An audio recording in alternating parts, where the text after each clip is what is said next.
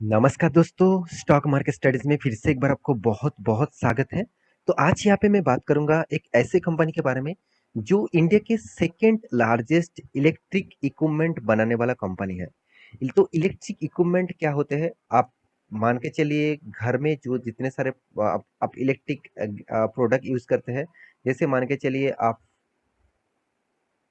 देखा जाए तो स्विच बोर्ड से लेकर फैन से लेकर वाटर मतलब प्यूरिफायर के लेकर साथ ही साथ आप देखेंगे तो माइक्रो ओवन साथ ही साथ आप देखेंगे तो आयरन। तो इस तरीके से प्रोडक्ट जो बनाते हैं इसी कंपनीज के बारे में बात करूंगा।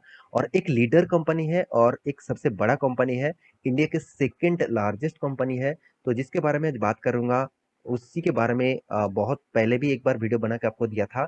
तब मैं बताया था कि कंपनी का जो स्ट्रेंथ है वो मैं आपको तब दिखाऊंगा जब कंपनी खुद के फाइनेंशियली डेटा पब्लिश करेगा। तो फाइनेंशियली रिजल्ट आ चुके हैं, तो उसी के बारे में डिस्कस करूंगा। तो वीडियो को लास्ट तक देखना, क्योंकि आज का जो कंपनी है वो है हैवेल्स। तो हैवेल्स के बारे में बात करूंगा।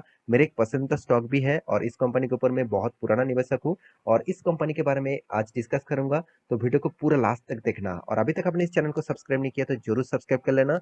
और साथ ही साथ आप टेलीग्राम को भी ज्वाइन कर लेना, आपको डेली बेसिस इंट्राडे कॉल चाहिए तो चलो देख लेते हैं आज के स्टॉक के बारे में। तो हैवेल्स का जो फिगर है, हैवेल्स का जो परफॉर्मेंस है, अगर आपको 6 मंथ की परफॉर्मेंस दिखा दूं तो 3.5% तक लॉसेस देखने को मिला। एक साल में कितना, करीबन 11% तक लॉसेस देखने को मिला।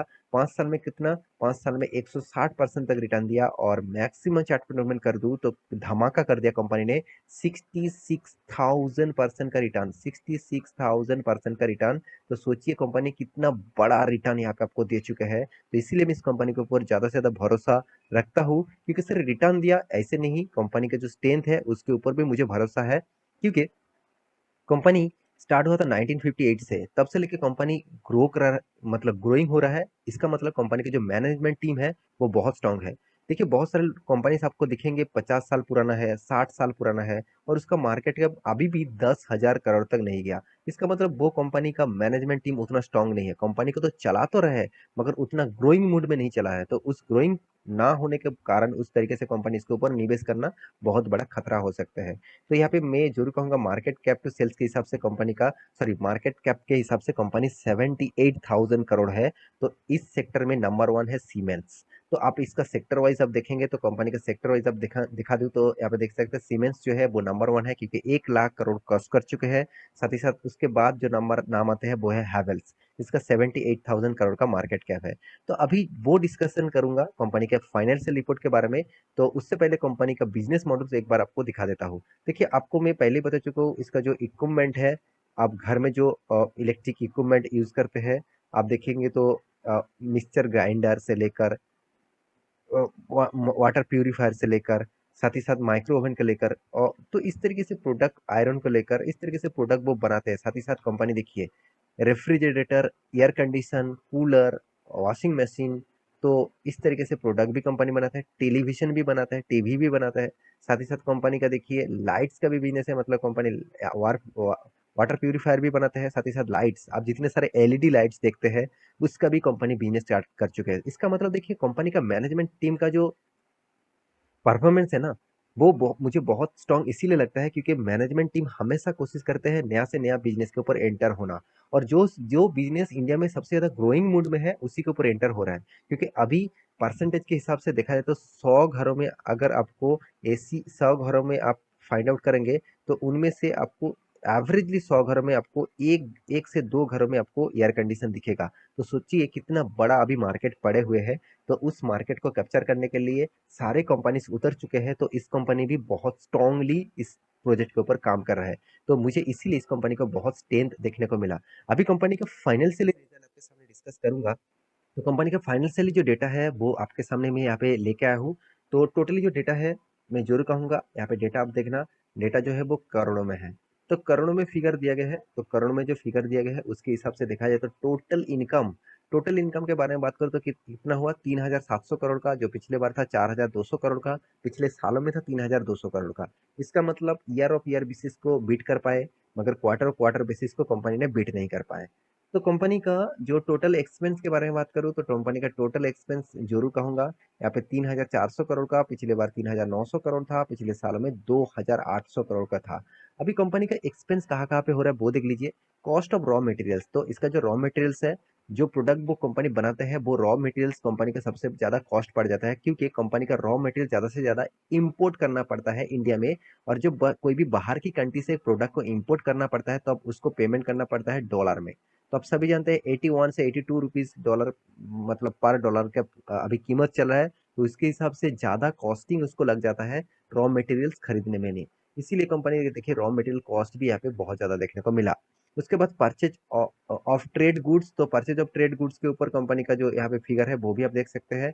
एम्प्लॉय जो बेनिफिट्स है, जो मतलब एक्सपेंस है, तो एम्प्लॉय बेनिफिट एक्सपेंस के हिसाब से आप यहाँ पे देख सकते हैं। यहाँ पे बाकी डिटेल्स भी यहाँ पे चेकआउट कर सकते हैं। तो टोटल कुल मिलाकर एक्सपेंस आपके सामने रख चुका हूँ। अभी देखना है कंपनी का टैक्सेशन। तो कंपनी का टैक्स जो है वो टैक्सेशन आप यहाँ पे देख सकते हैं। तो टोटल टैक्सेशन देखने के बाद आपको मिलता है profit and loss for the period. तो profit and loss for the period आप देखेंगे तो 187 करोड़ का पिछले बार था, 243 करोड़ का पिछले साल में था, 300 करोड़ का। इसका मतलब कंपनी का प्रॉफिट 2 गुना यहाँ पे डाउन हो चुके हैं, 2x कंपनी का प्रॉफिट डाउन हो चुके हैं। तो यही एक कारण है स्टॉक के ऊपर प्रेशर देखने के कारण, आज के दिन जो प्रेशर देखने को मिला, तो यही एक कारण था, क्योंकि स्टॉक में दो दो गुना यहाँ पे 2 गुना के आसपास कंपनी का प्रॉफिट मार्जिन डाउन हो चुके हैं। तो देखिए प्रॉफिट मार्जिन डाउन होने के पीछे कारण भी आप सभी जानते हैं कि देखिए एक सीजनेबल बिजनेस कंपनी करता है, जैसे एयर कंडीशन मान के चलिए, मतलब कूलर मान के चलिए, इस तरीके से प्रोडक्ट जो है वो गर्मी के टाइम पे ज्यादा से ज्यादा बेचा जाता है। तो अभी जो ये जो पीरियड आया, मतलब ये जो टाइम है वो गर्मी के टाइम नहीं था, बारिश के टाइम था। तो बारिश के टाइम में लोग घर में एसी बोलिए, इन साथ ही साथ देखा जाए तो ये साथ ही साथ आप एसी के साथ मतलब एयर कंडीशन के साथ एयर कूलर, इस तरीके से प्रोडक्ट के ऊपर लोग ज्यादा से ज्यादा खरीदारी नहीं करते हैं। हाँ, आप देखेंगे तो क्वार्टर 3 में रिजल्ट अच्छा खासा होगा। क्यों होगा? क्योंकि देखिए फेस्टिवल का सीजन स्टार्ट है, तो इस क्वार्टर में फेस्टिवल का सीजन होता है। जैसे गणपति भी हो गया, साथ ही साथ आप देखेंगे तो दिवाली भी आ रहा है, सॉरी दीपावली भी आ रहा है। तो इस तरीके से फेस्टिवल के टाइम में सबसे ज़्यादा प्रोडक्ट बेचा जाता है, सबसे ज़्यादा लोग प्रोडक्ट खरीदारी करते हैं, क्योंकि बहुत सारे ऑफर्स कंपनी देते हैं। तो इसी टाइम में कंपनी का ज़्यादा से ज़्यादा प्रॉफिट मार्जिन ज़्यादा देखने को मिलता है। तो अभी मेन पॉइंट्स के बारे में बात करूँ तो कंपनी का सेगमेंट वाइज देखा जाए तो कंपनी किस तरीके से ग्रोथ किया है। तो देखिए सेगमेंट वाइज कंपनी का सबसे ज़्यादा सेल आउट कहाँ कहाँ पे होता है। सबसे ज्यादा कंपनी का सेल आउट होता है केबल्स में। केबल्स में कंपनी का सेल्स यहाँ पे 1300 करोड़ का, पिछले बार 1100 करोड़ था, पिछले साल में 1100 था।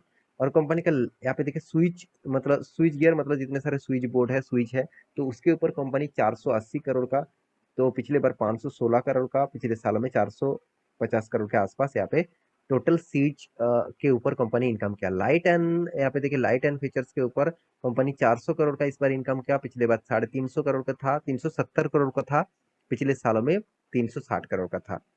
तो इलेक्ट्रिकल यहाँ पे देखिए कंज्यूमर ड्यूरेबल्स, तो इलेक्ट्रिकल कंज्यूमर ड्यूरेबल्स मतलब जितने सारे एयर कंडीशन है, जितने सारे रेफ्रिजरेटर है, तो सॉरी जितने सारे आप मान के चलिए जो माइक्रो ओवन हो गया, जैसे ग्राइंडर हो गया, तो उस तरीके से इक्विपमेंट के ऊपर कंपनी 770 करोड़ का इनकम किया, जो पिछले बार 840 करोड़ का था, और पिछले साल में 729 करोड़ के आसपास था।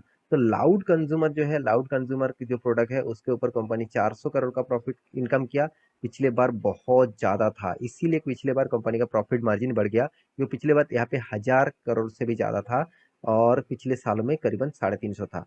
तो टोटल जो अदर्स इनकम है वो भी आप देख सकते हैं। टोटल कॉन्फ़िगरेशन करके आपको बता दूं, कंपनी का जो यहाँ पे सेल्स है वो 3600 करोड़ का, पिछले बार 4200 करोड़ का था, पिछले साल में 3300 करोड़ का था। तो हर पैरामीटर आपके सामने रख चुका हूं। तो मैं अंत में एक ही बात कहूंगा, हैवेल्स जैसे कंपनीज के ऊपर आपको फोकस होना चाहिए, बने रहना चाहिए, क्योंकि इस कंपनी का जो स्ट्रेंथ है, आप क्वार्टर बेसिस में इधर उधर जरूर होगा, आपको साल भर में आप देखेंगे तो कंपनी हर साल में खुद का प्रॉफिट को मेंटेन कर रहा है और ग्रोथ भी कर रहा है। तो इस तरीके से कंपनी के ऊपर अभी निवेश नहीं करेंगे तो आप और दूसरा कंपनी आपको नहीं मिलेगा शायद, क्योंकि इस कंपनी का रिटर्न भी देखिए 25% 22% तक आपको रिटर्न दे चुके हैं। एक साल को छोड़ दीजिए, एक साल में कुछ भी हो सकता है, अप्स एंड डाउन बहुत चलते रहते हैं एक साल में। तो कंपनी का सेल्स ग्रोथ भी अच्छा है, प्रॉफिट ग्रोथ भी अच्छा है, रिटर्न ऑफ इक्विटी भी बहुत शानदार है। और सबसे बड़ी बात इस कंपनी का, जो आप डेप देखेंगे तो कंपनी का टोटली डेप फ्री है। मैं उसी कंपनी को बहुत ज़्यादा से ज़्यादा इन्वेस्ट करता हूँ जो कंपनी डेप फ्री है और कंपनी का मैनेजमेंट टीम स्ट्रांग है और फाइनेंशियली ग्रोथ अच्छा खासा है। तो इस कंपनी के ऊपर मैं बहुत पहले से ही निवेश करके रखा हूँ, और जब मुझे मौका मिलता है, स्टॉक में रिकवरी मिलता है, तो और भी मैं निवेश कर देता हूँ। तो इस कंपनी का स्ट्रेंथ अच्छा है, तो इसीलिए देखिए इन्वेस्टर प्रोमोटर के पास कितना 59.42% होल्डिंग है। एफएस के पास 25% होल्डिंग था, अभी भी 23% होल्डिंग है। टीएस के पास 9% होल्डिंग है और पब्लिक के पास 7% होल्डिंग है। इसका मतलब प्रोमोटर के बाद सबसे ज्यादा एफआईएस ने माल उठा के रखा। क्यों उठा कर नहीं रखेंगे? जो कंपनी 21% तक रिटर्न दे रहा है तो उस कंपनी के ऊपर वो माल तो जरूर उठाएगा, क्योंकि वहां से आपको जितना रिटर्न मिलेगा उस बेसिस से कंपनी के ऊपर वो निवेश करके रखेंगे। तो कंपनी के चार्ट पैटर्न के बारे में बात करूँ तो मैं चार्ट पैटर्न आपके सामने एक बार डिस्कस कर लेता हूँ। चार्ट पैटर्न के बारे में बात करूँ तो यहाँ पे एक एक रेंज के अंदर कंपनी अभी ट्रेड कर रहे हैं, एक वी शेप डब्ल्यू शेप्स के अंदर कंपनी काम कर रहे हैं। तो मेरे हिसाब से एक कोई ना कोई लेवल को तोड़ना पड़ेगा। यहाँ पे जो नीचे जो डाउन साइड लेवल है, इस लेवल को भी अगर तोड़ेंगे तो एक फॉल देखने को मिलेगा। अगर अप साइड रेंज को अगर तोड़ेंगे तो एक बहुत बड़ा मोमेंटम देखने को मिल सकता है। तो ये था स्टॉक का आज का पूरा डिटेल्स। तो आशा करता हूँ सारे जानकारी को मिल चुका है। मेरे वीडियो कैसा लगा जरूर कमेंट करना। इसी तरीके से वीडियो पाने के लिए चैनल को सब्सक्राइब भी करना। मिलते हैं नेक्स्ट नया स्टॉक लेके, तब तक के लिए अच्छे से रहिए, अपने ख्याल रखिए।